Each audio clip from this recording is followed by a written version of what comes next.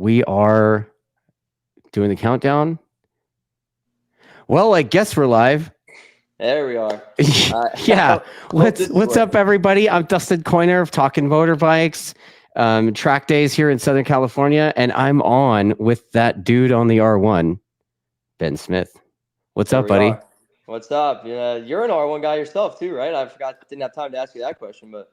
Well, yeah, dude, I'm the R1 guy. Thankfully, they didn't fucking steal that out of the rig. That's that nice. I've seen that nice TrackDaz painted R1 out there, West Coast. But yeah, it's a little dumb, but I'm old. I gotta look cool at least if I can't be fast, right? What's the saying? Look pro, go slow. Yeah, something like that. I heard you get around all right though. I heard it's not too slow. I mean, I go okay, I guess, for an old guy. Yeah, I bet you'd probably surprise a lot of people, honestly. Yeah. Maybe. I mean, I don't know. I raced at Chuckwalla last weekend. I was like, wow, bro, I need to ride more. Dude, Chuckwalla is one of those tracks. I went out there once last year during the winter, and I've only been out there because I'm an East Coast guy, but I've only been out there a couple of times, and I don't know, something about that place. I love it. The CVMA series is phenomenal, but I can wrap my head around it, but I don't know, maybe I just don't have enough time at the place or what. But I've had I had one really good wreck there a while ago. Really fast going into that bowl section where the bowl is. Yeah. It was bad. It was a good one. Yeah, I mean, look, I hadn't raced there in a long time. I hadn't even been there in years, there was some government bullshit. Really? To quote Stefano Mesa, right? It's the racetrack politics stuff. And, basically there's been some changes out there. And so I got invited back. Okay. All right. And I'll leave it at that. Invited back was the word that I heard. Yeah. Exactly. Yeah. Yeah. So it was cool. It was cool to see everybody, all the old people, and barbecue with them. Yeah, they do that. That's the thing about Chuckwalla. It's more of a camping trip, and the side thing, instead of riding dirt bikes with your homies, you're banging bars with them during the day, and then you barbecue with them in the evening. So I don't know. It's a unique little vibe, and it's wintertime, dude. Fucking nobody's racing in December. Dude, yeah, like I said, we went out. I was out there in whatever it was. I was out there in March last year, but I've been out there in December, and it's the weather could not be better. You're racing barbecue on Saturday nights, right? They always do that barbecue Saturday night. Yeah. It's a really close knit. It's pretty cool because it's a really close knit group of people out there. I feel like a lot of the club racing series now, it's kind of it's not bad, but everybody just does their own thing. You race and then you do your own thing and that's it. But out there, it's definitely seems like a little bit more close knit of a group. Especially with, I mean, and all those guys. You get little groups at every race series, right?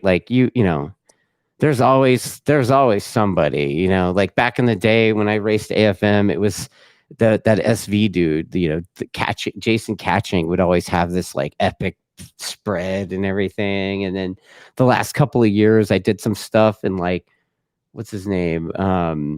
Anyway, but there's always somebody that has something going on. And this past weekend, it was Kettleson. Kettleson and John Ridey, the dude smoked meat and mac and cheese and shit. It was crazy. So it's the racing, it's almost sometimes the racing is secondary. Yeah, that's kind of the vibe that I got is when I went out there. Yeah. You got guys. I mean, of course, they'll come out, do 1-2 races over the span of the weekend, but dude, they're there to eat. They're there to eat Saturday night when that massive barbecue is going on. And it's just like you said, it's just the whole the culture or whatever. It's a pretty cool, tight knit group of people out there. I wish I had the chance to go out there more over the winter. It's a hike and a half to get out there. Dude. Obviously. Yeah, you got to have a bike out there and stuff. I think I saw you out there years ago, maybe right when you started riding the R6. Yep, I was out there right when I got on the R6, and then the year previous was when I had just first hopped on the 600 in general, and Yeah. that's where it, like I said, I had that big wreck. It was actually funny, not funny. It's funny now, but it wasn't funny at the Yeah, we time. could laugh at our crashes and shit now, bro. Like you're It still was, here to tell about it, right? So yeah, it was. It now, like I said, now it's great, but at the time, like I had just hopped on the 600. The team that I was on at that time, Team Norris, phenomenal people. They built me this brand new, like badass GSXR 600. Like had this yeah. whole everything was painted. I had the whole kit. Everything was going great. My third session out, whatever, on the bike. Like I said, coming into that bowl, hit like that little bump. I don't know if it's still there, but there's like a little bump or whatever, and I must have broke right over that bump and just instantly tucked the front end. And all I remember is sliding off the top of the bowl there and legitimately feeling myself just get airborne and Achieving just you felt yourself achieving weightlessness. literally like I was just like, wow, I'm just in the air now. And like I hit the desert and it was one of JP's private days or something. So there was no corner workers or anything. And I was just legitimately laying out in the middle of the desert. And I think it was JP actually came running up and was like, oh my God, like you're all right. Like I was fine. The bike, not so much, but I know we looked back at the data and said that when I hit the brakes, like I hit the brakes and instantly went down. I was doing like 118 miles an hour and just right off the edge of that bowl. Yeah, I know about crashing at high rates of speed. Yeah, I've I've done it you once know or in the twice. last shit since 2018, I've written off 2 R1s. Just Really, written them off. that's pretty impressive. It takes a I lot to mean, write one off. dude, it's so weird because like I don't feel like I'm that much of a crasher, you know, but like fucking as I've gotten older, it's like when I do it, like usually I'm in the hospital and usually I ride a bike off. Like Well, see, dude, but that's well, you're doing it right then, I guess. You could say you're doing it right, but that's the thing though. Like you start getting on the bigger bikes, like like I would crash my KTM 390 and whatever. It's a little low slide, like you're not really doing much, but obviously the higher that the speeds get and everything, it's the consequences are higher with were you yourself in and that 390 bikes. junior, the 390 cup before the junior cup? Oh yeah. My first season in that was 2016, and Okay. then I actually won that championship the last year of it in 2017. Okay. So you were in it with like G3 and Ruben and, Yeah. you know, Yeah. Those guys were a little bit before because it started in 2015. yeah. I Like I think said, G3 and 2016, Gray, Fam, and those guys were in it in 16. 16. Yep. Yeah. So I was in it in 16. I did the full season in 16, but I got a podium in 16 at the end of the year. And then, like I said, 17 was the last year they did it. I won the championship that year.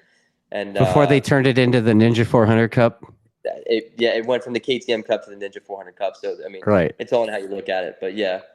Yeah, it's But no, pretty that was crazy too, really because like I serious. remember leading up to that when it started out as Junior Cup, and like all those kids had they had the $10,000 something Graves R3s, and Yep. but like nobody really had anticipated the 400, and then the 400 came out, and it was like, fuck.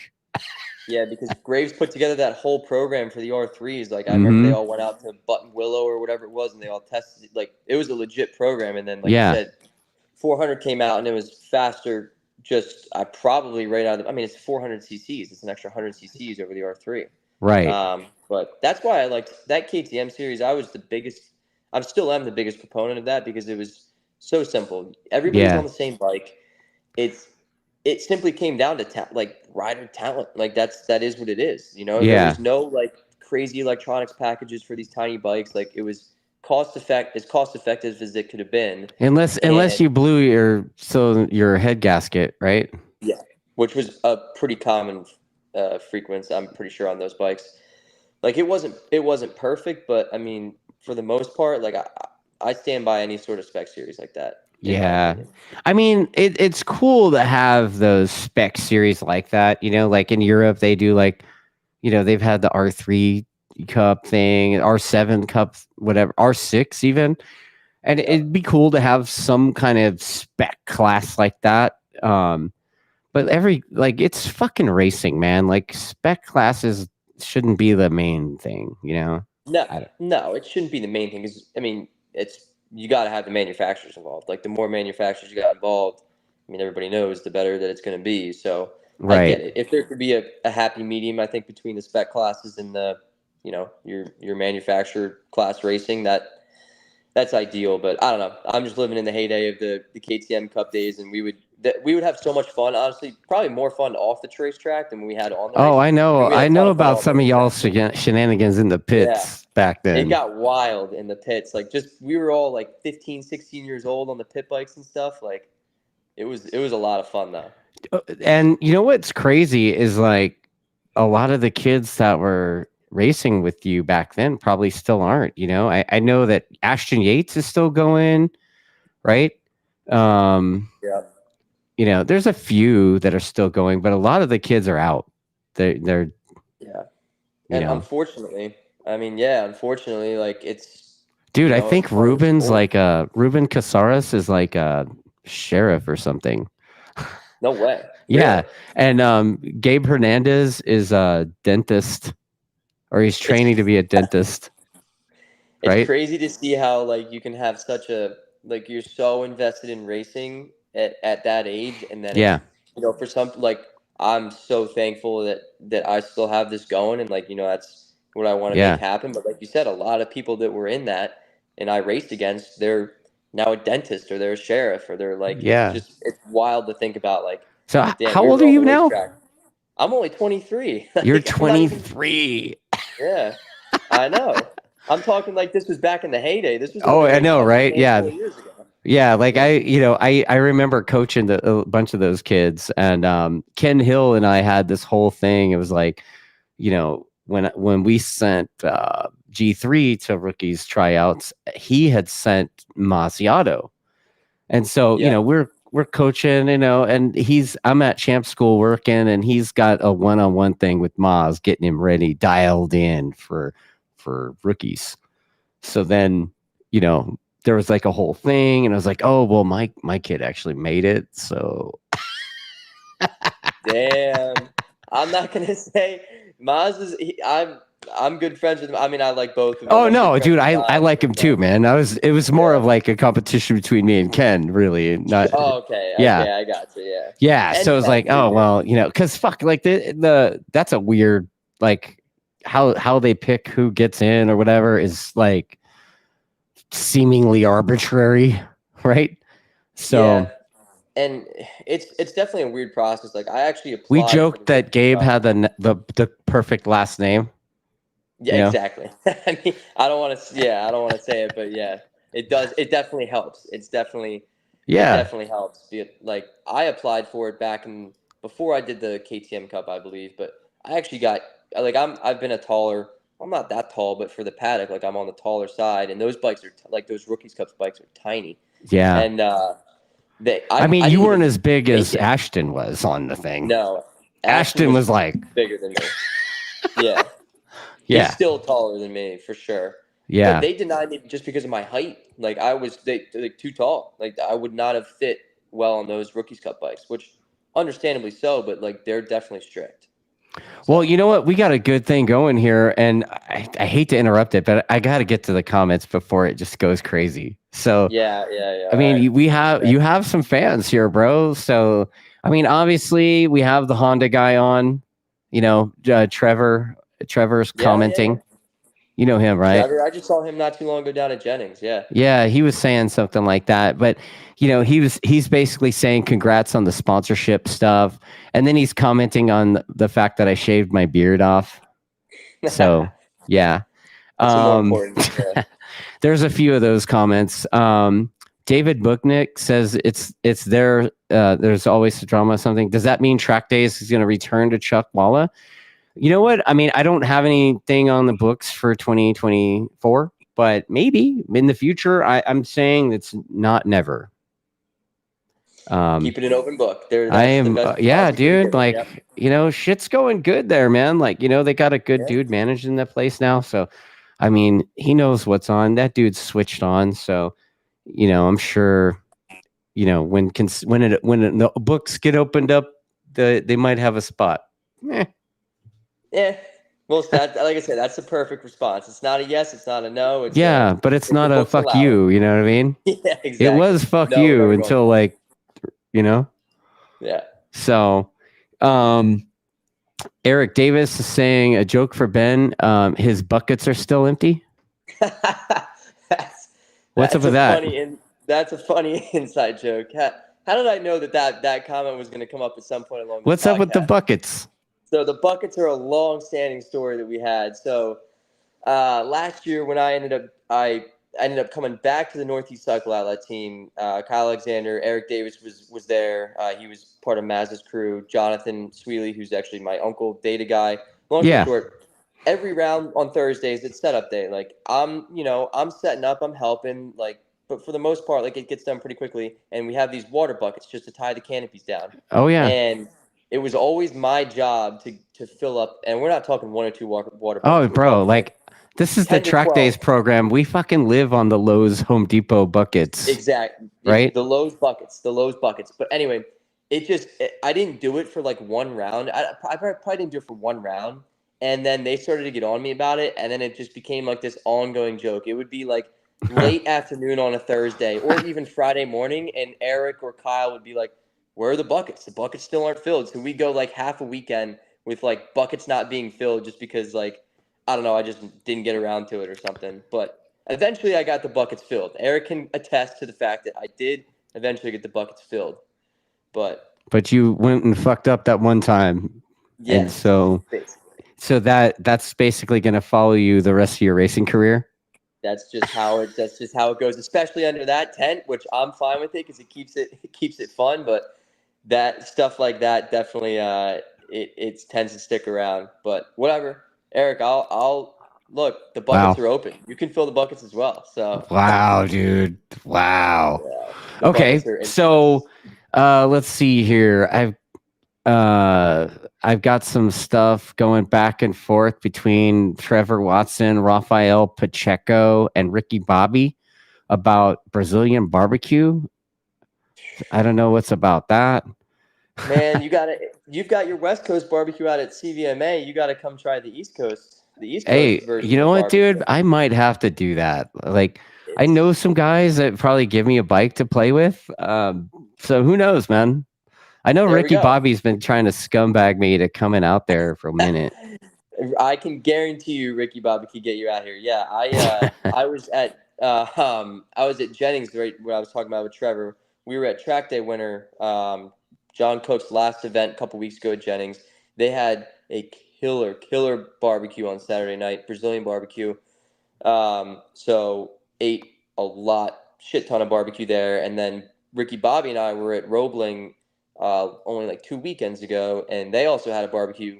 It rained. We didn't end up sticking around for that one as much, but it's just like the past 2 track days I've been to. It's been like I do all this work on Saturday, riding the bike, and then I end up gaining 3 to 4 pounds Oh, dude. Saturday night Yeah. on barbecue. Oh, And I'm like, man. I feel sluggish on the bike Sunday. Yeah, I mean, back in the day when, before I got kind of shoved out, the Chuck Yeah. Walla thing was crazy. Like, I don't know, you might remember the Team Low Budget, but these guys would, I mean, it was like there would be Korean barbecue. There was a fried chicken wing, dude. You know, like it was out of control. Like it was out of Yeah. control. So there's nothing like that. But yeah, like everybody kind of has their little click spot, Mm-hmm. So it's not really the same, but I get what you're saying, dude. Like that's It's cool. Like yeah. it's really cool. At Jennings, they had it may have actually been Trevor's big screen, but somebody set up a big screen like projector, and they were playing MotoGP on it, and like everybody was eating barbecue. Like I don't know, it's just really cool to see. Like the end of the Yeah. day, like it's a high stress atmosphere, and then at the end of the day, 5 o'clock hits, and everybody's just coming together Oh like yeah. Like I legit said, eating the barbecue. racing is kind of secondary, right? And Exactly. back in the day we used to project the GP races onto the side of Pridmore's tractor trailer rig, Yep. Yeah. Yep. So That's what it's all about. Like I you don't know. mentioned Pridmore. Are you having that dude coach you, or have you had him work with you before? Yeah, for sure. So like when I was back my early 600 days, like I said, went out to Chuckwall a couple of times. Um, 2019, I believe. I guess it was. I was teammates with Michael Gilbert and Caroline Olsen. Okay. And so JP, like I worked pretty heavily with JP, and I still like I still do. JP's been fantastic to me. He's anytime I've got any sort of questions, he's always there to answer them. So obviously we don't talk every day. We don't talk every weekend, but he's always super open to help. So yeah, Dude, I swear, nothing like the last three guests that are racers that are in MotoAmerica, they're all like Pridmore, they're all like I'm like, dude, Yeah, does he like coach everybody? Like, he's one of those guys where like if you want advice, I mean, it's not like he's trying to give out unsolicited advice. Like that's the same thing with like Josh Hayes. Like Josh Hayes does a great job at this too. Like I've been working pretty closely with Josh as well. But like they're not going to give you unsolicited advice. But right. it's if you've got any sort of questions at all, I mean, we're professional racers, but like we don't know exactly what we're doing. Like we've got questions, so it's just cool having guys with like I've I got love how experience. you air quoted professional. Yeah, professional. I Trust me, mean, we're to be professionals. professional, you kind of got to get paid to do it, right? Yeah, yes, yeah, exactly. And you got to be able to fill the water buckets, and you got to, That. all that stuff. But Yeah. no, but it's like, it's just cool to see guys with that much experience still giving back to the paddock. And if anybody like a young guy like me that's trying to make it in the sport has any sort of request or anything, they're there open arms. So Okay.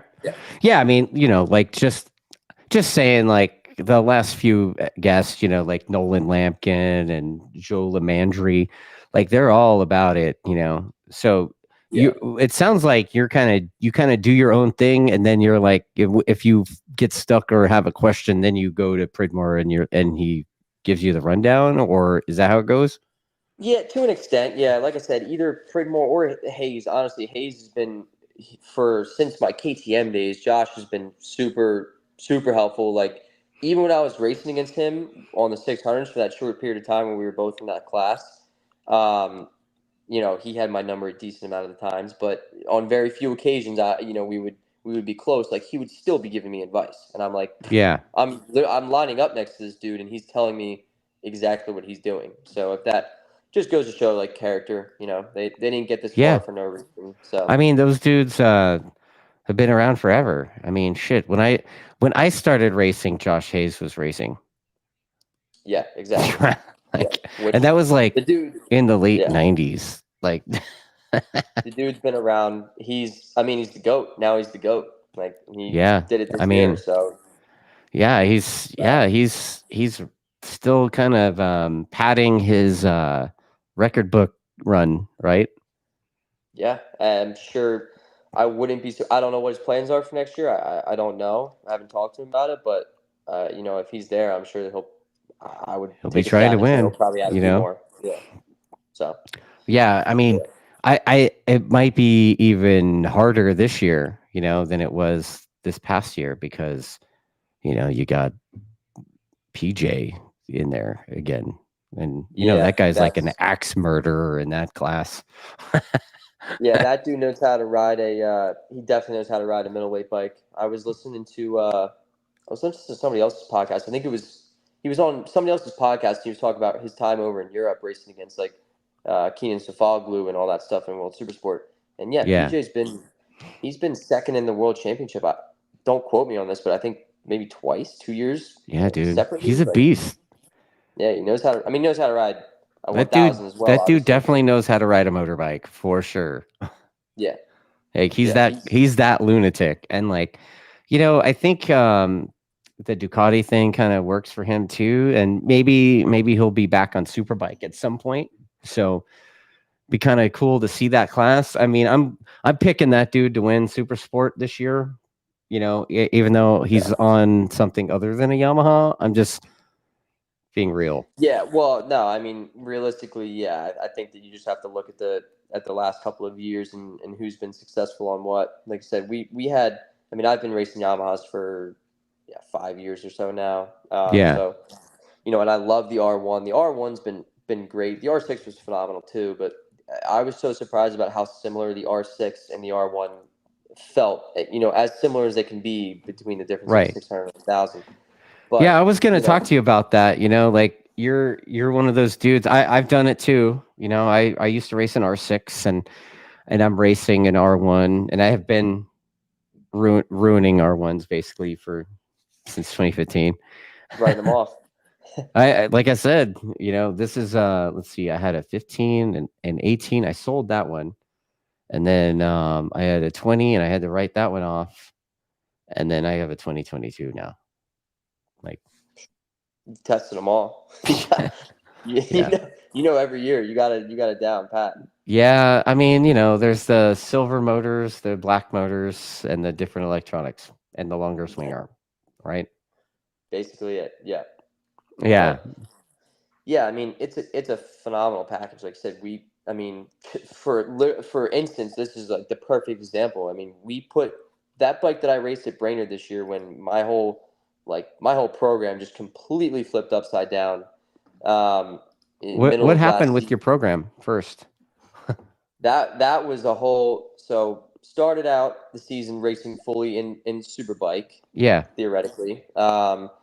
We just, things weren't going the way that they should have. And then, obviously this sport isn't cheap. Things got, wasn't so much my doing. Like I didn't have control over, I didn't have control over the finances, but they, you know, sport's expensive. They run out. Yeah. I got a call before Laguna, and actually like the week of Laguna, and basically like, hey, we're not going to be there. We can't be there due to money Wow. reasons. So okay, Eesh. again, long story is what it is. So in the time span between, I still went to Laguna with my gear bag. God forbid something happened to somebody else. Like, I just wanted to be there, show my face. Like, hey, I'm committed to this. Obviously, middle of the season, there's really no rides available. Everybody's got the seats locked down. So my only option was I had my personal R1 that I bought as a practice bike up in Pennsylvania. Um, Okay. Mind you, there was only 2 weeks time between Laguna and Brainerd, the next race. So I was like, my only option is to get this thing built and race it at Brainerd. Had some help from some people, like long-standing sponsors, John Cook, TrackDaz, Winter, like guys that really have helped me out. We got this bike down to Georgia to Westby. Don Finelli built the bike within the span of like a week. He built this bike. Wow. I drove down in a rental truck from Charleston, South Carolina to Georgia, the Tuesday of that race weekend of Brainerd. Drove from Georgia straight to Minnesota. Never had ridden the bike in that trim. Like it had just been built. We put like that was the whole primer gray bodywork because I I was did not have wondering time. about the primer gray bodywork. Yeah, people actually ended up really liking it, and I loved it myself. But the reason that it was primer is because the bodywork was shipped to the racetrack. Like the bodywork showed up at Brainerd. We obviously didn't So have you're time in to the paint pits mounting the bodywork for the race. exactly. Wow. We spent that Thursday at Brainerd. We spent all day getting that bike ready. I mean, it was as ready as it could have been for what Don did, but we spent all day getting that thing ready. Long story short, no idea how this thing's going to run. We go out in first practice, and of course, my transponder wasn't working for half the practice. So last couple laps, they shoved the transponder down my suit. I went out, did a couple laps, and we came in, and I was P3 right off the bat, and I was That's like, awesome. wow, this thing runs. Number one, I wasn't even sure if it was going to run right. We're fairly quick on it, and I feel good. And then that was, the whole weekend went pretty well. Qualified on the front row. We were fourth in race one. Travis came on pretty good at the end of the race there, and then race two, we put it on the box. First weekend on the bike, and that was that. Going back to my point, you can take an R1 and put it on the national podium in stock 1000 within the span of 2 weeks. Just basically the bike right out of the box. You Um, hear that, folks? Like, you don't need if to that's not a spend the pitch, 50 grand or whatever on that fucking BMW thing. Just get you an R1 and do your shit, it dude. works. It works, man. And like that's what I didn't understand because if you look back at the seasons, there's been the stock 1000 class is now dominated by BMWs, and basically by BMWs. You had a couple Cowies in there, a couple of Suzukis, but we were the only Yamaha. There was Yeah. one other Yamaha on the grid. Like I said, And you're that guy on the Yamaha, and you got Trevor on the Honda, right? yeah, And yeah, and that's it. wow, And that's I still can't wrap my head around it. I mean, I know that no bike's perfect, but the bike. I mean, yeah, just to say that we I took that think, bike I out of the mean, do you box. think it's Okay. contingency money? I mean, is there Yeah, like stupid BMW money? Because that's the way it I was with the Cowie. yes, and so it seems like with the stock 1000 class, it changes. It used to be the Cowie, and you're right. It all kind of depends on contingency. Yeah. Obviously, Yamaha contingency they pay. It's maybe not. I don't know what other manufacturers' contingencies are. Maybe it's not the best, but at the end of the day, like yes, you're trying to make the money, but you're there to be competitive. It's and the way that I look at it is, hey, my whole goal is to potentially one day get a superbike ride on a factory team or something. And you Yeah. look at what the factory Yamahas are doing, and or any Yamaha really in superbike that's legitimate. And I want to be that guy where, hey, I'm doing this on this bike, this same bike in stock 1000. Let me show you what I can do on a superbike. It's Right I on. already have experience. I'm loyal to this manufacturer. I've got experience on the bike. Let me show you what I can do. So that's my hope. That's But cool, man. Like to build a bike in a couple of weeks and throw it on the national box, dude. That's pretty it was healthy, man. it was wild. Honestly, like I said, I had no expectations going into the weekend. I had never raced stock 1000 before. It was one of those moments where you're like, wow, it was all worth it. And then that's where these guys came in. Actually, is I met these guys at Brainerd Flo and his whole crew.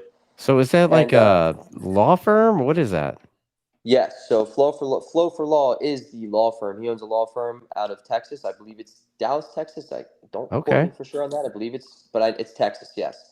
So Flo4LAW Racing. They had a team in Stock 1000 last year. A couple of riders on it, a couple of different manufacturers, but Bobby Davis, who is going to be my teammate next year, he was riding an R1 at Brainerd as well. And funny story, my dad and I actually just started talking to him in Park for May at Brainerd because I'm like, wow, this guy's R1 looks way better than mine. Wow. Like I'm sitting here with my whatever bone stock R1 ish, but we ended up exchanging setup notes for my R1 versus his R1 at Okay. Brainerd. Got to talking with Flo, and again, long story short, they ended up helping me out big to make the end of last season happen because after Brainerd, I was out. I was like, I've got enough to make it through Brainerd. Hopefully, it goes well, and then we'll see what happens. And thankfully, it did, and Flo stepped up. Flo4LAW Racing. So one thing led to another. I ran their graphics and everything for the rest of the year, and yeah, now we're going full time in 2024, and it's shaping up to be really. I think it's going to be really good. I'm pretty confident in what we got going here and how we're gonna do. Am I crazy to think that Manny had that graphic on the side of his Suzuki? You're not crazy. No, Manny rode for them on his Suzuki. Yep, Yeah. I believe he's. I don't know when. Again, I don't know when he started riding for them, but he did ride for them. Yep. And yeah, he had their graphics and everything. I did a track day with him, hung out with him a decent amount. Awesome guy, super Yeah. nice guy. Yep. So, Yeah. I lost but video of you for a second, but you're back, so we're good. oh, whoops, we're glitched. No more Yeah. glitches. We had enough of Yeah. that. No more glitches, man. Like, just to remind everybody, you do race motorbikes and you're not a computer guy. I'm Fucking not. sweet. I'm so far from a computer guy, man. That's the last thing that I should be doing.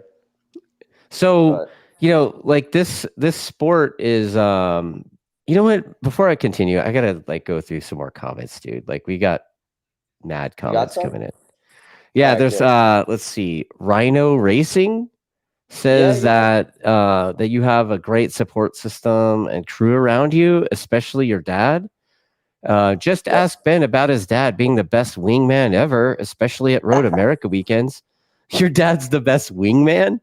yeah, man. Well, so after we go out, we have a stressful day at the track or whatever. Like we go out and eat, and Road America it's got its restaurants, it's got its places, and we just go to this one pizza place every year. It's like right on the water of Sheboygan, which is an awesome little town. And we see Sheboygan. Sheboygan, yeah. And Just so we you know, see like every time somebody says Sheboygan on the show, Lily's like, "Are you serious? They're going to Sheboygan?" And Sheboygan. it's because of Home Alone, I think. Yeah, it's Home Alone. When they run into John Candy, and he's like, "Yeah, we're Man, really big in Sheboygan." really? Mm-hmm. Huh. Yeah, I'm gonna have to look at that because I did not know that. And Sheboygan yeah, is like yeah. a He's little known playing the town. polka. Yeah. He's with a bunch of polka nerds. Which Home Alone was that? Because there's like The three of first them or one, four of the them, right? OG. Oh, the first one. Yep. Oh, damn. I'm gonna have to go back and watch that. Tis the season too. Now you tripped me up. I don't even know where I was going I with mean, this. Christmas was a couple days ago, bro. Like it's too late, but like you can find it. I mean, I know. I'm gonna have to go back and check that one, or just get back to you on that next year. Yeah, yeah, yeah. Uh, Yeah, yeah. yeah, The next podcast. Yep. yeah, exactly. Yeah, Um, we'll just run it back and do it again. yeah. So Um, let's see. Pinky's yeah. asking if you Pinky's asking what does he say? If you've tested your new R1 yet? Yeah. So I've ridden the R1. It's not my new R1. Like I'm riding right now the bike that I raced at the end of last season. Yeah. So I've been riding it. Like I said, I was down at Jennings it's probably about a month ago now. I was at Roebling. We kind of had a washout, but yeah, I've got it down here with me in South Carolina. And I'm keeping it at Ricky Bobby's house. Huge shout out to him as well. Obviously, he's let me keep my trailer Yeah, there. I He's didn't basically see it there when I was there. Like I don't know, a while back. Yeah, I probably got it there again within the past Probably month a or couple so. days But after. no, probably because he had mentioned that you were in town, and then actually I may have been at Jennings when you were in Oh, town. Maybe okay. that's Yeah, why. yeah, yeah. But anyways, yeah. So I've got all my stuff at his house. But yeah, I've got it down here. So my whole goal is I'm trying to ride as much as I possibly can over this off season, at least once a month. Because Wow.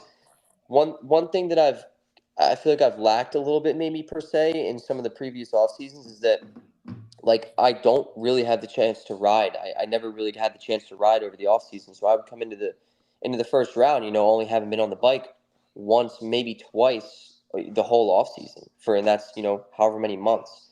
So that definitely makes it tough. And I think, I'm a huge believer it's, no secret that the more, seat time is the best thing that you can do. So Sounds like yeah, JD. That's like JD's work ethic right there. just seat time, man. Which as much seat time as you can get. Dirt bikes Stefano on top Mesa of too. that dude. I That don't know dude, how I don't that know dude does anybody it. that gets as much seat time as that guy. I'm not sure how he does that. Honestly, I've always wondered that. But hey, props to him for being able He's to an do it. OG bounty hunter, dude. He He is, goes and dude. just takes everybody's money everywhere.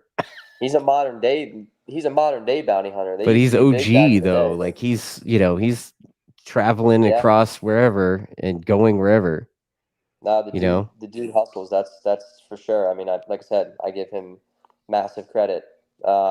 But yeah, I mean, back to your point, like the whole staying on the bike thing as much as you can is huge. It's key. So yes, so There's commenters saying how hard you work and how you're putting in work at Jennings. So and yeah. then, All and right. then there's some more confirmation that your dad is the best wingman and they love watching him operate, which is I love watching him operate. dude, is he like suave or something? Like No, I mean not is not he like, in hey, how particular. you doing? He's just an outgoing guy. Like he's got no problems. He's got no problems saying it like well in different terms, saying it like it is, but also like he's just an outgoing guy. Like it's I think a part of it too is like I said, we're at the racetrack for all weekend, and the racetrack's a pretty high stress atmosphere. Yeah, they So can when we be. step it can be. So Yeah, when we step away from the racetrack, even if it's just for the night, it's like it's just nice to just have fun. Our whole goal, like we're traveling the country racing motorcycles. We might as well have fun at it. On right. the racetrack, off the racetrack. Like if you're not having fun at this all together, what's the point? And I think that if Eric's still on here, I think that he can attest to like, I always stand by the fact that man, if you're not having fun, like what are you doing? whether you're on the racetrack, off the racetrack, like there's way too much risk involved in the sport to just be out here just Yeah, doing dude. it in health. That's you know what? That's my attitude now. You know, like I've been racing a long time, and like I'm not super concerned about my competitiveness anymore. And now I'm just chasing fun. You know, it's like, you know what? If I want to end up in club race back east with you guys, you know, Roebling, get the cheeks clapped a bit, I'm down. You know. You think the East Coast? Why you think the East Coast guys are faster than the West Coast No, it's guys? just I don't know the place. You know. Oh yeah. Okay, yeah, Yeah. fair. But I'm sure. I mean, I'm sure there's some lunatics out there. You know. Yeah, it's. I mean, well, I don't know. You stack it up against the CVMA series. That's like a practical MotoAmerica race. I feel like nowadays, but Yeah. yeah. So Yeah, it I can don't know. be. I mean, dude, when I was there, it was like Jason Uribe, Fonger, Aussie Dave. You know, it was just like Yeah. boom, boom, boom, boom. You know, Michael's kid, the kid that was riding for him this year, Owen Williams. Oh You know, yeah. I mean, there was like hitter after hitter after hitter. I was like, God damn, dude. Okay, that's And awesome. that takes the wind out of your sails as a club guy. You're like, you I don't think give you a can go. shit about that. I think it's Yeah, but rad. You know, maybe like you don't. I'm old, You dude. love Like it, I but remember fucking being at Willow with like Anthony Gobert would show up. You oh know. yeah. Oh yeah, I know that name. Not that's before my time, but I know that name. Yeah. Well, I Yeah. mean, Josh Hayes. I can remember Yeah. Josh Hayes showing up on and like he would race Melissa's like clapped out Honda, like she built. Mhm. You know, it was like eBay pile, and he went and just ruined dudes. Like Like you zero said, respect. He would just like ruin people on like like a you said, clapped out Honda. there's no reason to go out and buy that. That's one. If there's definitely a piece of advice, no reason to go out and buy that $50,000, V4R or whatever M1000. Like, yes, they're cool, and yeah, I'm sure that they'll probably find you sometime. But like, Yeah. invest in yourself first, honestly. Yeah, and So I've got let's see, I've got Eric Davis saying that I'm collecting R1s like Pokemon cards. Eric Davis is. He said that. Yeah. I'll Oh, cop to that, dude. Like that sucks. You know, but hey, at least I didn't yeah, lose another one in the trailer. yeah, You know? exactly. I Like mean, yeah, like I said, I I'm mean, standing no by shit, dude. I emptied out my empty toolbox and it's in here, you know? no Like way. I emptied out like the bikes and everything. Like I got bikes over by my pool table in the front room right now cuz like the garage is full of bikes. Like I was just It's not a bad problem to have. I mean it's, you know, it's just better to get them out of there while I couldn't lock the thing. So, I don't know. We'll see how it goes. Hey man, well actually, you know what? That's weird that you say that because right back there, I've got my buddy's 125 actually that's sitting in my living room right next to my cycle bike. So yeah, that's Nice. funny that you say that. So Nice. just breathing in the fumes right now, but yeah, live, eat, and breathe it, right? Oh, That's basically what it absolutely. is. Absolutely. And then let's see here. Oh, wow. Okay. Tell him to get a good setup. What? Oh, yeah. No, we My can't get a good stuff. my helmet guy is saying to get a good setup. Your pit setup. I don't know. The pit setup. Yeah. I don't know. I know Flo's got a really. I mean, he's got his pit setup pretty dialed in. They're pretty top notch on that stuff. So Okay. I don't know. The shirts look the part. So I mean, hey, I'm like Ron Burgundy, bro. Like, you know, you're just people a talk messenger. shit, they talk shit. Yeah, exactly. Yeah, okay, let's see. There's some more. Yeah, Manny and JC. Was that JC Camacho? Is that right? Yep. Okay. Camacho. Yeah, and then let's see here. Yeah, Eric saying that your bike showed up at Brainerd, stock clip-on, stock pegs, and a goddamn kickstand, and 3 days later it was on the box.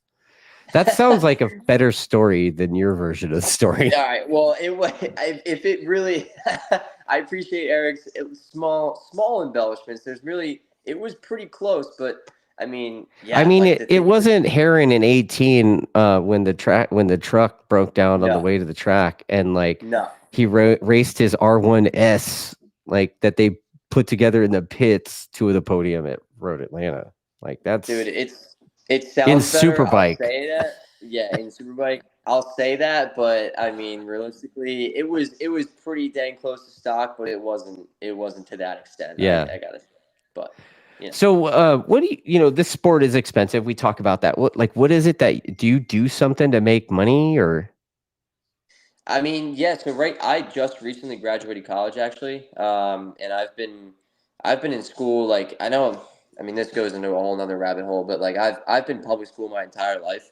That's always been a condition, and a lot of kids that I race against, for better or for worse, they homeschooled or whatever it may be. But like I said, I just graduated from Penn State this past May, so I'm living down here in Charleston, South Carolina right now. I'm just kind of finding my feet. I do actually valet at a hotel part time right now. Really? You're the Yeah, and okay. So you're a I'm the little valet. bellman guy that's running around. What? I said I'm the little guy in the bellman suit running around there, and like the butler Okay. basically. Yeah, So you're in You're like in Old Town Charleston at a hotel, being that guy, the valet.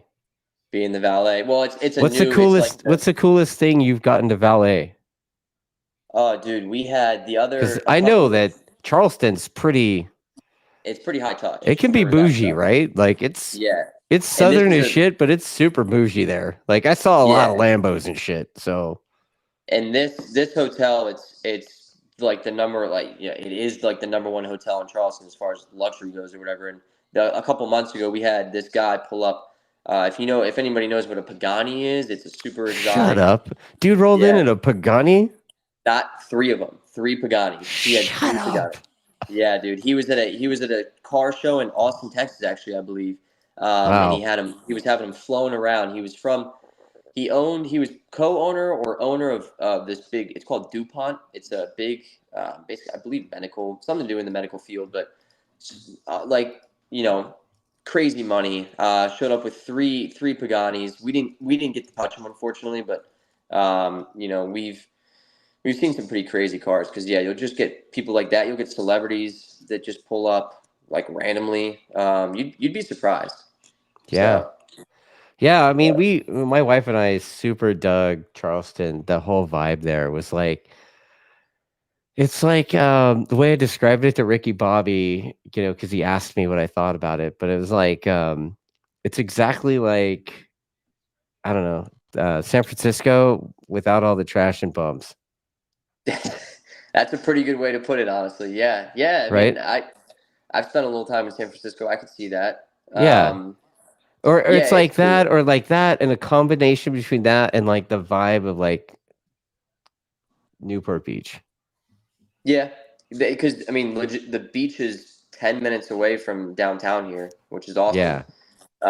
But it's been great, and honestly, it's been huge for my racing because I mean, I ride my dirt bike twice a week. I try and ride it twice a week. You can ride year round down here. I can train just as far as that stuff goes. You're pretty centrally located for a lot of racetracks here on the East Coast. It makes that whole thing a lot more feasible for me. So it's Yeah. definitely played a role in keeping myself. It keeps my interest up in this stuff because I'm staying on two wheels and rather than just going all winter staring at the snow. So it keeps my interest up, and as far as my fitness goes and everything, which again, actually, Ricky Bobby's helped me out with this local gym here. Like I've been working with them pretty closely this off season, and just getting my fitness So you're squared doing away. gym work? Like you're lifting weights and Like stuff? What are you doing? not so much I mean, yes, like incorporating some weights in it, but I mean, as anybody who takes this sport seriously knows, like you can't walk around like, David Hasselhoff, and race a motorcycle. Like you gotta be you gotta be nimble, you gotta be flexible. Like so just a lot of if we're doing weights, it's a lot of lower weight, higher rep stuff. A lot of cardio, obviously, a lot of cycling, running, just I think my fitness has always been pretty good, but I truly do think that right now I'm probably in the best shape that I've been in, just all around, which is great for starting the season off strong. But there's a lot that goes into it. For anybody that thinks that which anybody that races a motorcycle knows that this isn't the case, but anybody that thinks that just riding a motorcycle is just sitting on it and just wow, whatever, like You mean like the I mean, normies? Yeah, exactly. Like The the people normies that are just always thinking that, right? the normies. That's yeah, exactly. It's couldn't be further from the truth, obviously, as everybody on here knows. But um, yeah, it's been awesome. I've enjoyed it a lot. So Right on. yeah, it's Right been good. on. And so, I saw your press release, and so you're planning on doing stock thousand again, and you're going to do the full Yep. season with the Flow dudes. Yep. That's Yep. cool. So we're Are you going to do Superbike Cup stuff too, or So I'm actually going to be racing in. So yes, Stock 1000. Stock 1000's got 5 rounds for the year. But what we're also going to do is we're going to do. I'm going to be racing in Superbike. Right now, I'm going to be racing in Superbike on my Stock 1000 trimmed bike. okay? But honestly, I did this same thing at the end of last year because I just wanted to stay in it. And a large part of why we're doing this is because, first of all, FLO4LAW Racing, they want to have a presence in the paddock, you know, at every single race. It's Okay. cool to be there for a couple of races here and there, but to be a legitimate team and to have legitimate riders, you got to be there week in and week out. And for my sake, I'm still pretty new to these 1000s. The more seat time that I can get on them, the better. So, we see it and I see it as I go cut my teeth against the Superbike guys. I'm that much sharper for when those stock 1000 rounds do come around Oh because yeah. obviously, our goal is. I mean, I'll just put it straight out there. Like my goal is to win the stock 1000 championship or at least be very competitive in it. So keeping myself Sharpening sharp up them against elbows. sharpening the elbows against Superbike boys. What better way to do it? Yeah. And I'm not even just going out there just to ride around in Superbike. Like I want to be as competitive as I can be, and I really do think that we can probably surprise some people, given the circumstances. Because you look at last year. I mean, we on that stock 1000 bike, my last race that I finished at Jersey, we finished seventh. Granted it was in the rain, but like still, we were Yeah.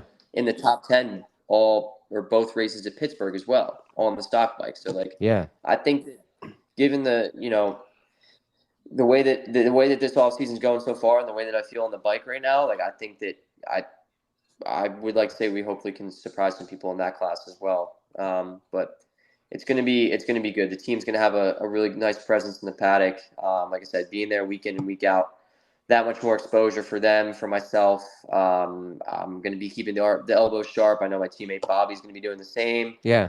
So it's gonna be a lot of fun. I'm really looking forward to it. I know the guys are pretty stoked on it, so I'm excited. Very Yeah. I excited. mean, it sounds like a lot of fun, dude. Like it sounds like Kyle Wyman said this to me a couple 2 3 years ago or whatever when he was still doing the R1 thing, and he's like, "Look, if you're thinking about racing superbike, just go race superbike."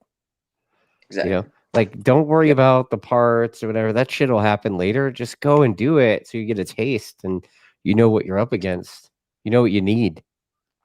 Exactly. And that's part of the plan. Like I think that, we see a lot of teams in the paddock that come and go pretty quickly, unfortunately. But from the sounds of it, and knowing what kind of people these guys are, like they want to stick around. Like Flo and his brother Matt, like they're very invested in this. They have fun in it. So I think that the goal maybe down the road is to one day build a quote unquote super bike. But like you said, it's Yeah. it's tough. You can get so much.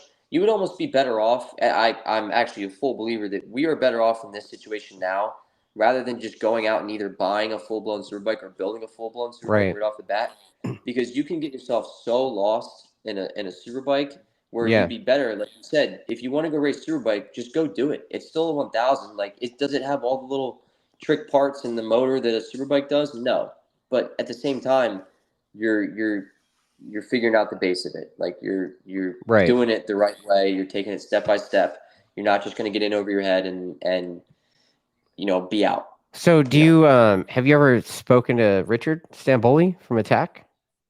Oh yeah, yeah, yeah. I don't know. He's Absolutely. kind of Richard like the R1 guy, right? Like actually, yeah.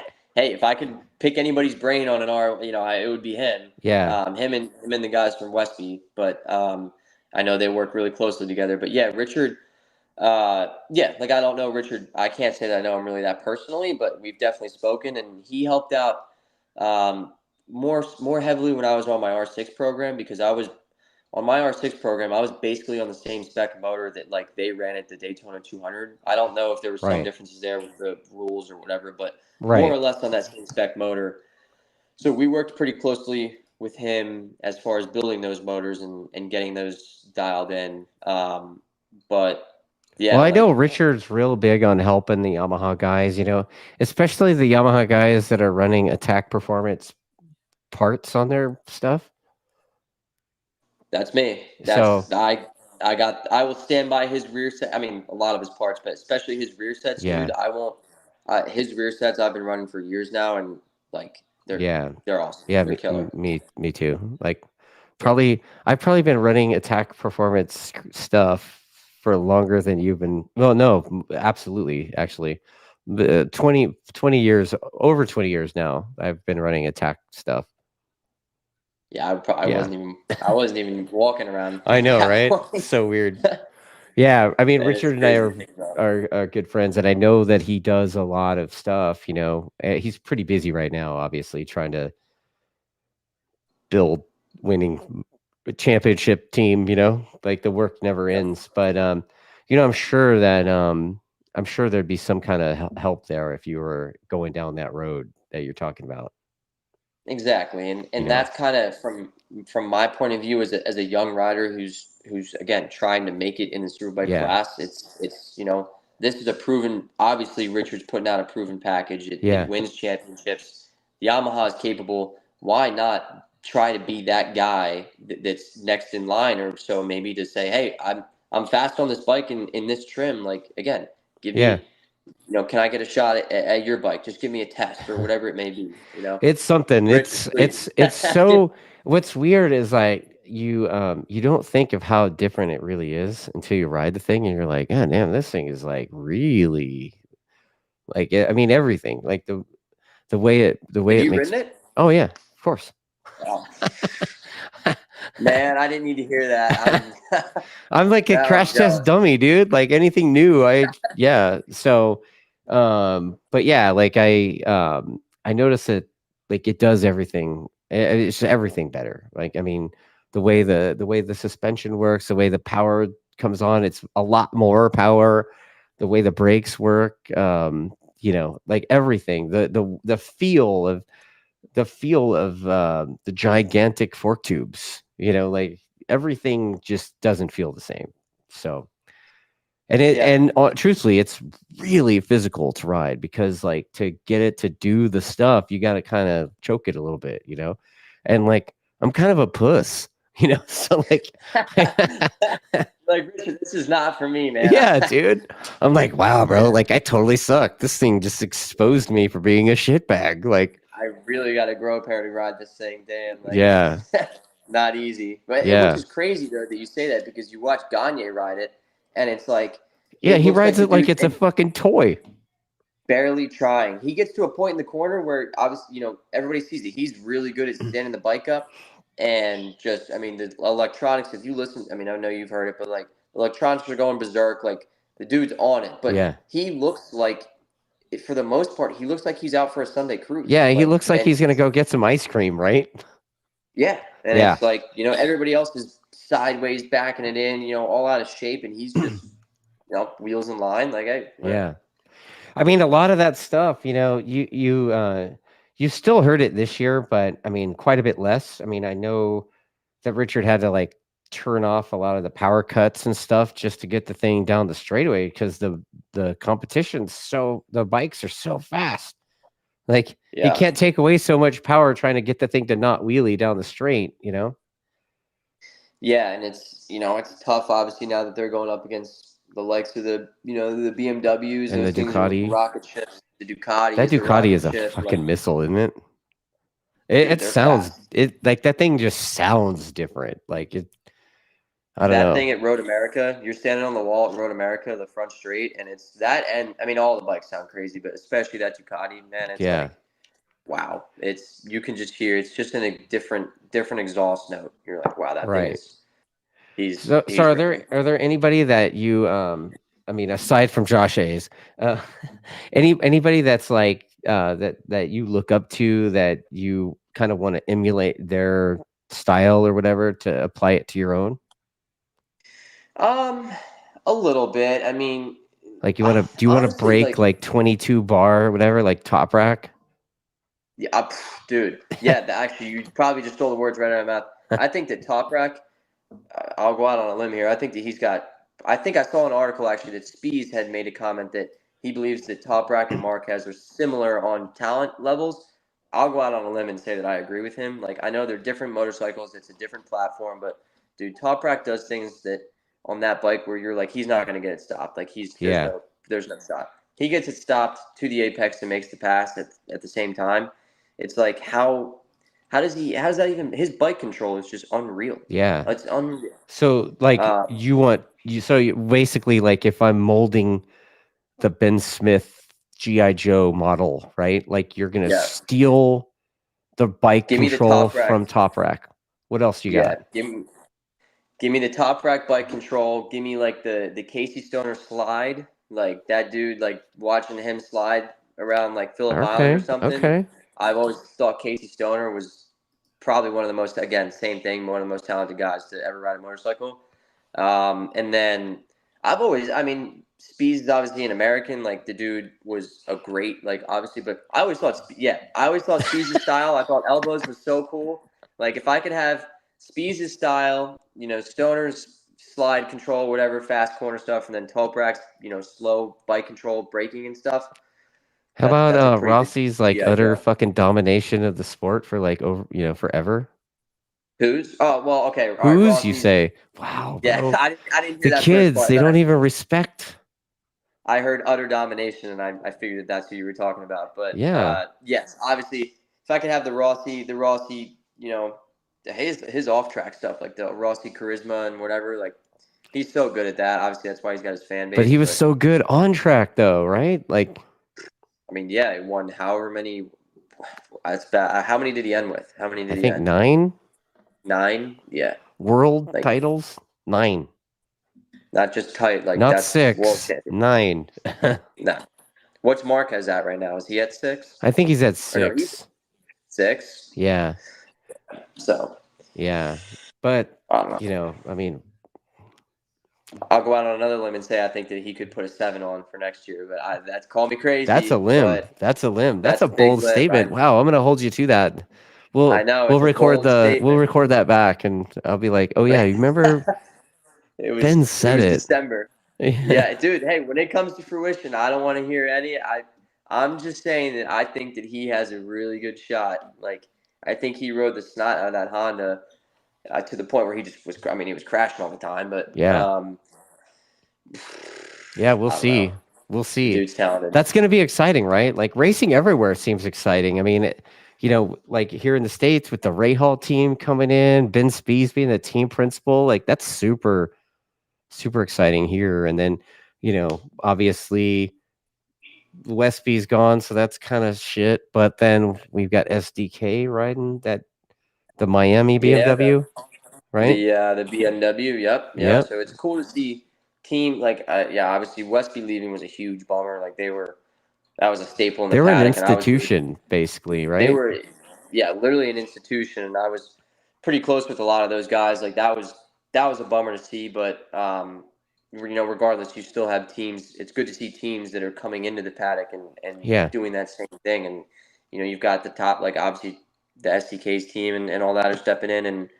Like it just goes to that same thing. Like honestly, what these guys are trying to do, like the series needs more people like FLO Racing and Top Pro. Like they need those new people that are Right. enthusiastic and want to be a part of this because that's really what's going to drive the sport. How do Is you that like give me your take on MotoAmerica? You've kind of been there from the start, basically, right? I think they started in yeah. 15, you've been there since 16. So like from a writer's perspective, like your perspective, like how do you think MotoAmerica is number one, like what do you think of the job they've done, number one? And number two, what do you think of how they've evolved as a series since the early days? I mean, it's tough. There's so many, as you know, and as most people know, there's so many aspects that go into it to make a successful series. I mean, Yeah. everything from the manufacturer commitments to the marketing of it and the rider support, whatever. Like from strictly a rider standpoint, I think they're doing a good job. I mean, I haven't had any glaring issues where it's like, what You've never are they been doing? singled Like, out and like in trouble no, and getting the one-way conversation? no, like I mean, Lucky. like yeah, I know, lucky, yeah. I've been tried to be nice to everybody there, but the worst I've gotten is like a pit lane speed limit or something like that. But from a rider standpoint, I think they've done a really good job. I think they've done a good job all around. I think there's definitely some things that could probably be improved, which is no secret, I don't think. Just as far as just getting the word out there on pre-race weekends, and like we'll go to a race weekend and we'll go out and we'll start talking to locals. They'll have no idea that there's one, a race going on that weekend, Hmm. or two, they won't even know that there's a race track that's 15 minutes from them. And we've always said, I actually used to, if anybody knows the name Ron Barrick used to be the head of the AMA back in the heyday. Yeah. And Ron Barrick was on my team when I was when I was doing the KTM championship. And I think I remember him saying what they used to do actually is, well, they would go, this isn't anything crazy, but they would go weeks before an event and hand out tons of flyers and tickets and all this stuff to gas stations, restaurants, everything in that Really? area to just get the word out there weeks in advance. And I still think that that's a great philosophy. Not only that, but if MotoAmerica gave, because realistically they're not selling out every weekend, like they're Right. not selling out fans, they're not capping their ticket numbers. If they gave every team, or maybe premier teams or whatever it may be, a handful of tickets, the amount of people that we've talked to, just out to dinner or Oh yeah. something, or just on the street, where they are interested about it. But if you could physically hand them a ticket right then and there and say, hey, here's 2 free tickets, bring you, your wife, the kids, whatever, come out and watch it this weekend. You don't have to go through the hassle of going and buying tickets. There's a Forget couple about more it. people. Right? Like, you forget about it. Yeah, exactly. Like, it's done. That's Yeah, it's signed a and wrap. sealed. Like it fills up the That's place. Butts in the seats, exactly. buying shit. Yeah. And it's not like they're. I mean, I I mean, could you've be been to missing some. Daytona, right? Yeah, I've been Yeah, to dude, Daytona. isn't Yeah, Daytona like the worst from that? Like, because, dude, you roll yeah, around, you walk around all these people on motorcycles, and none yeah. of them even realize there's a race going on. Half of them don't even recognize that the speedway is a racetrack. Like, Exactly. No, you they get the look at Harley it and they're guys. like, oh, the museum. Yeah, it's like, no, you're thinking of Barber. We're a completely. This is no, you're so far off. But yeah, like it's a perfect instance. If they're already interested in motorcycles, all it would take Yeah, is, here's some tickets. There's a crazy to say it. There's actually a race going on here this weekend. yeah, Come bring your Harley buddies and come watch. There's yeah. even Harleys. You can watch you And can you could watch your watch guys their race. fucking Harleys now, right? Like, I There's was like, something for dude, there's everybody. Like, people racing your bike out. Well, kind of, not really, but like, kind of, but not close really, enough. like They have not a lot even of ones close, over like here, not even. But like, hey, it's got bags on it. Like it's dude. They see the bags. I mean, that perks their ears up right away. I I mean, mean, that's there's a few cans shy of a 12 pack in those bags, but I mean, yeah, like 12. But other yeah. than What that, they're exactly the same. No neon, exact. no neon on the We'll pitch ground. that. We'll just throw that pitch to them. There's beers in their side bags. We promise. Like that's Dude, that's actually a pretty that's good idea. You yeah. know, We've said that too. That the baggers should have to carry either beers or like clothes or something. So they don't go down that much, but when they do go down, the bags fly off. There's Coors Lights flying everywhere. There's yeah, whatever, yeah, like safety, make it. safety. Yeah, exactly. Yeah. Yeah. So I mean, add a little bit Stamboli more and I, spice. we joked. I mean, we had a bunch of fun with at the baggers' expense, and like they did a lot better this year. They didn't blow up. So actually, there was more sport bikes blowing up engines this year than baggers, which But at Daytona, they did bring out the bagger pace car. That's what we call the right. Yeah. I think Will Morton came up with that term, but like those guys, they just they work so hard at it, and I mean, it's crazy that hardly anybody that does that thing in Daytona during bike week, hardly any of them knew. So Which, yeah. it's okay. There's so many different aspects, like we said, that could go into it. Whether they need to do a better job of marketing it pre-event, or Yeah. if they, however it needs to happen. Either way, word's got to get out there that Yeah. there is a motorcycle race happening here this weekend. You know, this is what it is. It And always I'm not going to annoyed sit here. me when I was like, I'm still super into this. But like, when I was younger and super into this, I would get so mad. Like, you'd never hear hardly anything unless there was like some big crash. There would be no news coverage, nothing. And like on ESPN, they're like, okay, today on underwater badminton or whatever. You're like, what? Yeah, dude. So I've been turning on the TV like for years now. I've seen I turn on the ESPN exactly like you said, and they've got like cornhole. I'm like, yeah, cornhole can make it on ESPN, but we're doing 100 and 200 miles an hour on a racetrack, and we yeah, can't. Like, what? How does that work? yeah, You know what? Like, blows my mind. But yeah, it does come down. I know it comes down to money at some point, and yeah, I do think that they're getting there. I think that Boat America is doing the right things, absolutely. And I've seen as a rider and being there every weekend, whatever. I've seen the progression. yeah. But it's also not they've got and I know that they knew this going into it. It's not going to be an overnight or one season thing. Like this is it's a long run. It's the long game. Yeah, So totally, totally. So there's I a think few more comments coming in. Pin the gas. That's got to be Chris. He's saying, "What's up?" He's that other podcast guy. what's Yeah. up, Chris? And let's see. Ricky Bobby has been covered on the Home Alone situation. The Polka King. He's going to teach you all about it. So there you go. Yeah, I'm gonna need some Yeah, education. he's gonna Yeah, he's gonna Bobby, educate you on the people, the Polka crew that's really big in Sheboygan. He's gonna totally educate you on that.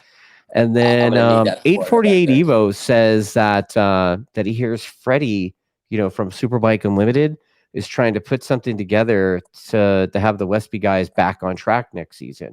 What do you think of that? I think that would be killer. Right? That's the first that I've heard of it, but I think that would be pretty Yeah. killer.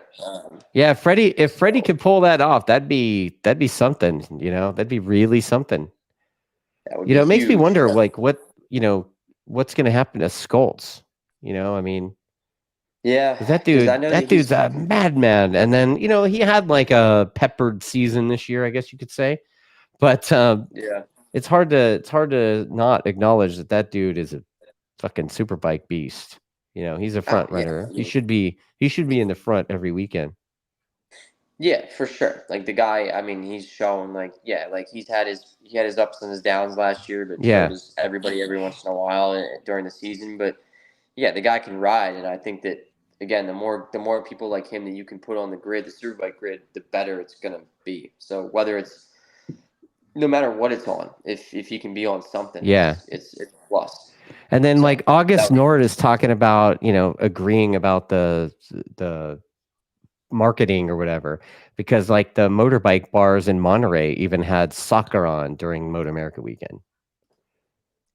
yeah, which is like you go down to Cannery Row, and I remember we went down there when World Superbike used to go to Laguna. Cannery Row was actually pretty packed on like a Friday or a Saturday night. Pretty sweet. You know what? The thing is, like, the Cannery Row has changed. And even I've what you heard. think was big is nothing.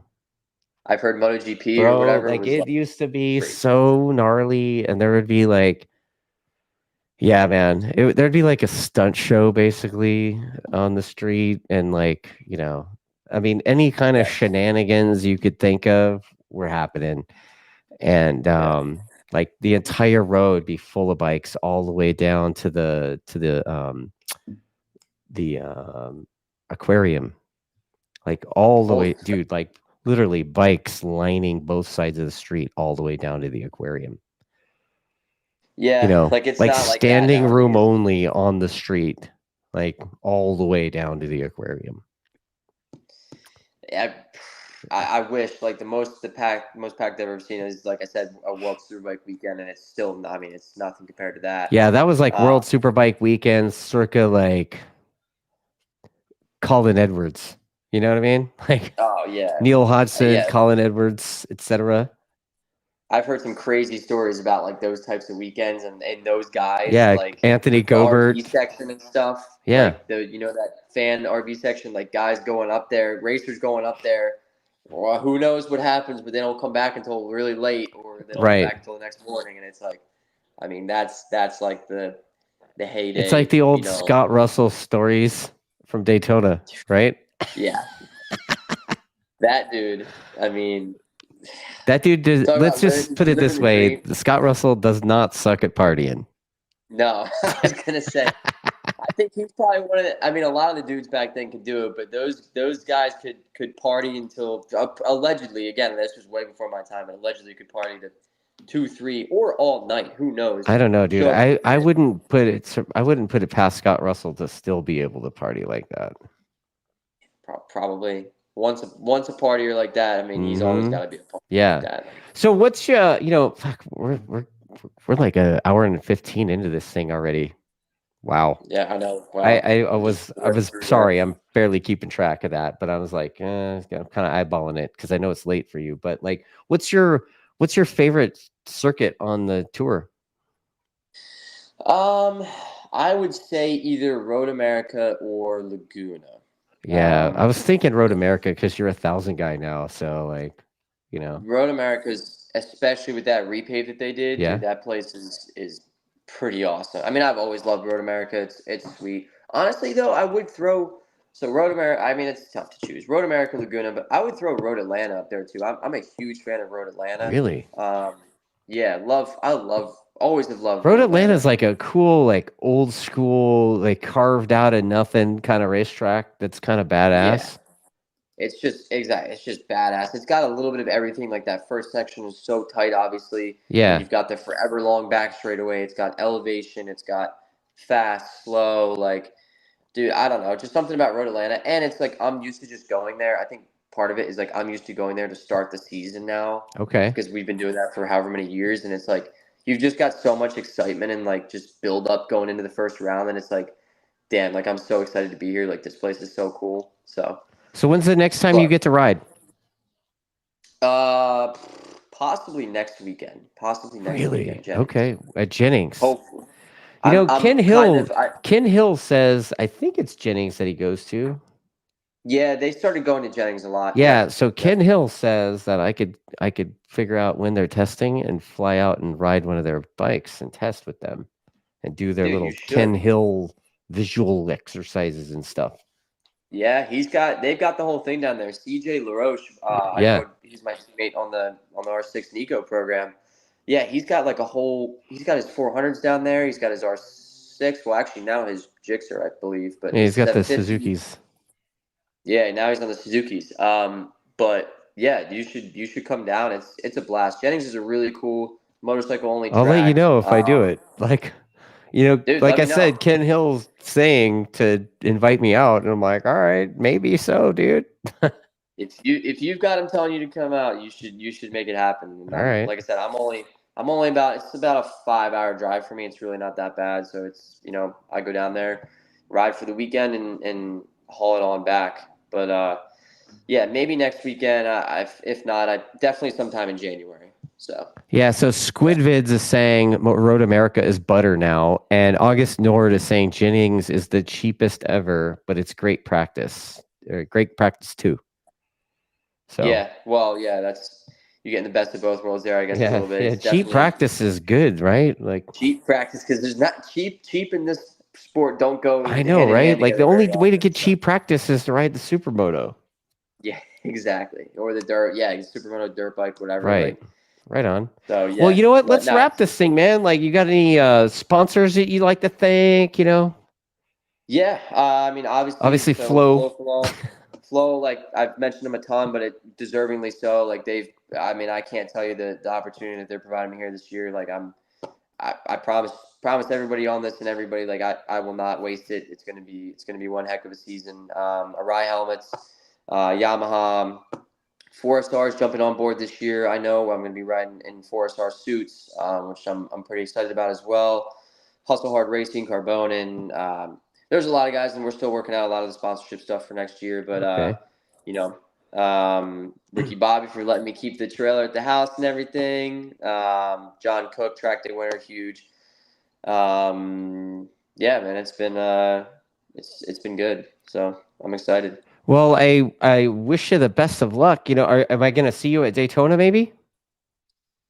Possibly, I possibly. mean, I know Our y'all don't class race doesn't. there, but you know, who knows? Maybe you Yeah, throw a 600 together or something. we took a shot at it one year when I was with Kyle in Northeast Cycle. That didn't go so great, but I would.